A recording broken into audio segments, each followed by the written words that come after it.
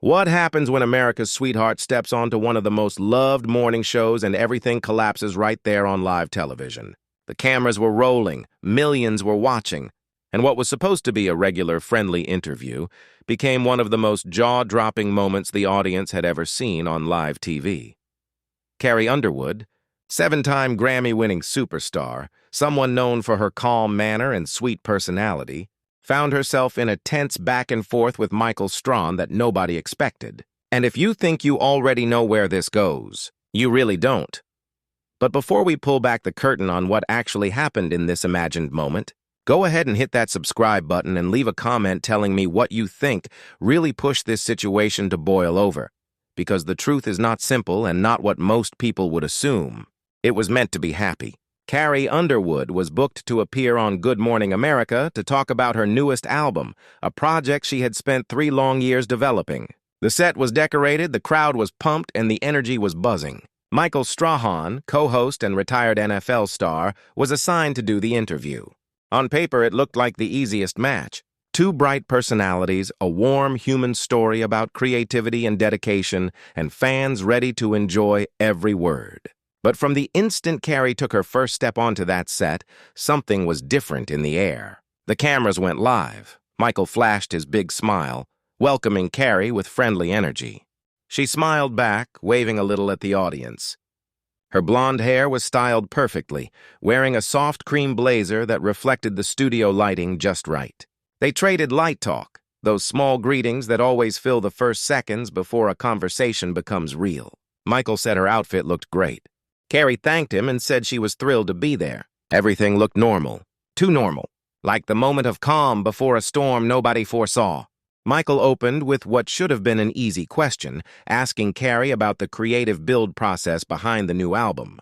Carrie began to answer, explaining how she wanted to stretch herself as an artist, go into topics that were more personal and more emotional than things she had done before. She spoke about late hours in the studio, throwing away songs that didn't feel truthful, the pressure of trying to follow up her success with something that still felt new. Her response was deep, thoughtful, full of care. You could feel the love she had for the music itself. But then Michael cut in right in the middle of her sentence. He jumped to a question about her private life, specifically about rumors that had been floating around gossip sites for months. The question was blunt, almost sharp, asking if her marriage had hit problems during the album creating period, and if that personal stress had spilled into the music. The studio went quiet. Carrie's smile faded for just a moment before she corrected herself. Her PR training stepped in. She laughed it off lightly, saying she liked keeping her private life private and that the songs said what she wanted to say. It was a soft block, polite but clear. Most hosts would have backed off and moved to the next topic. Michael did not. He pushed again, referring to specific gossip reports, mentioning nameless insiders, asking if any of it was true. His tone was smooth, almost friendly, but the content itself was cutting. Carrie's expression changed. The warmth faded from her eyes. She leaned back slightly in her seat, making a bit of space between them. She repeated that her personal life was not something she wanted to talk about there, and she tried to return to the album. Michael nodded like he agreed, but then he instantly tossed out another personal question, this time about how she parents her kids, and if she ever felt guilt touring while raising small children. That was when Carrie's calm began to fracture. Her voice stayed steady, but there was an obvious edge now, like she was holding back more force. She pointed out how male artists almost never get asked about balancing career and fatherhood, and how the question was built on outdated views on women. It was a clear point, said in a controlled but powerful way that showed she was done playing polite. The audience shifted, some nodding, some uneasy. Michael looked taken off guard for a second, then acted like it was not a big deal, brushing it off with his hand, saying he was only asking what people wanted to know. Carrie narrowed her eyes. She asked, "Who exactly are these people? And why do they decide what topics she should talk about when she is here to talk about her art?" Michael laughed, but it was not natural. It was the kind of forced little laugh used to break tension, but instead it only made everything worse. He said something about how being in the public eye meant accepting that people are curious about everything you do. Carrie did not smile. She calmly told him curiosity is not the same as intrusion, and journalism is not the same as gossip. The temperature in the room seemed to drop. The producers in the control booth were almost definitely panicking. This was not part of the plan.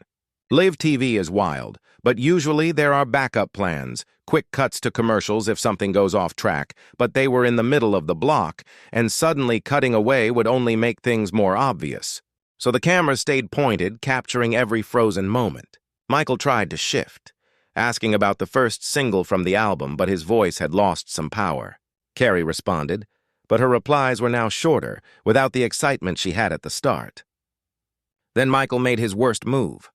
He brought up an old situation from years back, something Carrie had already spoken about many times, something she had cleared up and moved on from. It was from early in her career when she made one comment that was misunderstood and pushed out of control by the press. She apologized years ago. She grew. People forgot.